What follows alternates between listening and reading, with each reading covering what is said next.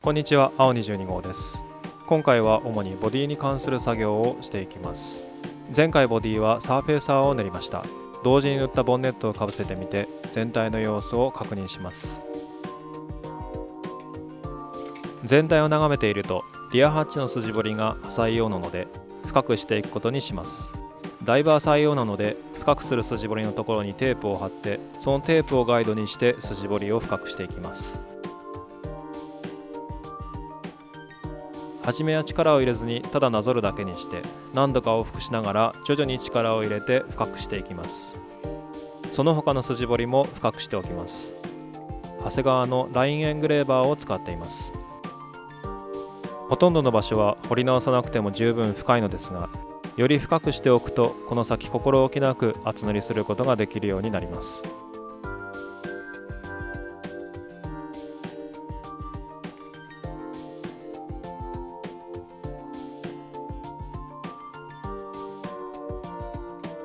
給油口の筋彫りは長谷川の毛書き針を使います。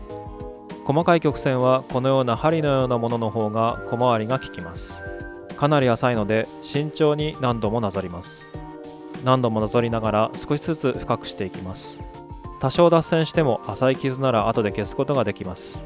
逆に傷が深いと後で消すのが大変になるので、とにかく力を入れずに彫ることが大事です。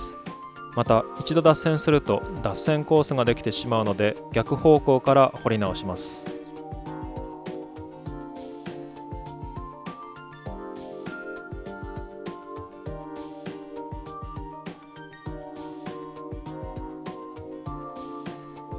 ドイツレベルのキットは国産メーカーのものと比べるとボディに厚みがあるので筋彫りを深く彫ることができます。これが国産メーカーのものだとあまり深く彫ると肉厚が薄いために貫通してしまうことがあるので注意が必要です。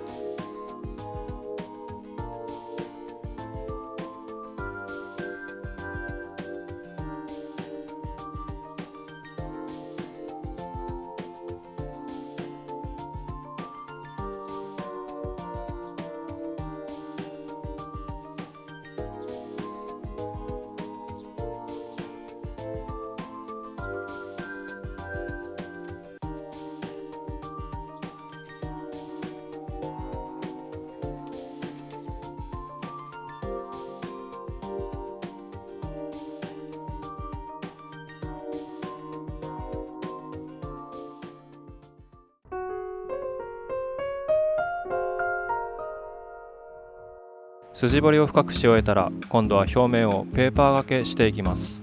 まずは600番の耐水ペーパーを使って全体をペーパー掛けしていきます。引けやパーティングラインを消していくとともに形が変なところを修正していきます。特にフロントのライト周辺は形があやふやなところがあるのでそのあたりをできる限り整えていきます。ひとまず全体をぐるっとペーパー掛けをしていきます。最初はあまり力を入れずにやすってそれによって見えてくる表面のうねりを確認しながら平らになっていくようやすっていきます。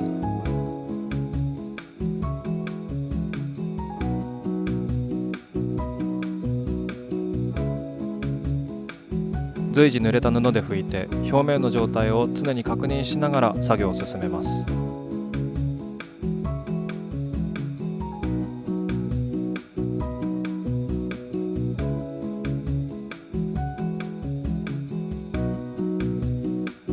フェンダー周りはひとまずモコモコしている表面を慣らしていきます。ここは3方向からの金型が合わさる場所で非常に成形が難しい場所です。そのためか成形状態がかなり不安定のようで実にペーパー掛けのしがいのある場所になっています。フェンダーとボンネットの表面がうまく連続するように削っていきます。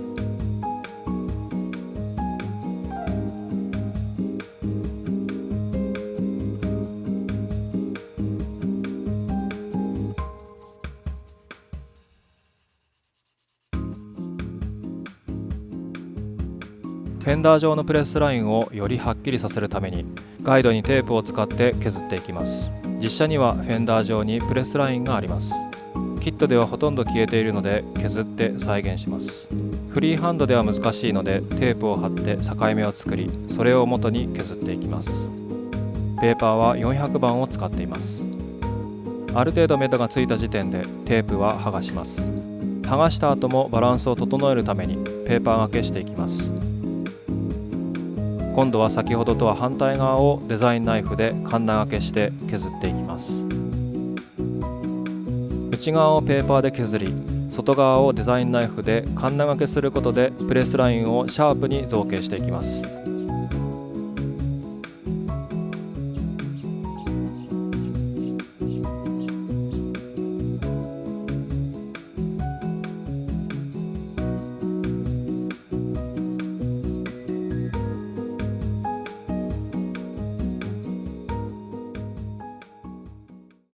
ご覧いただきありがとうございました。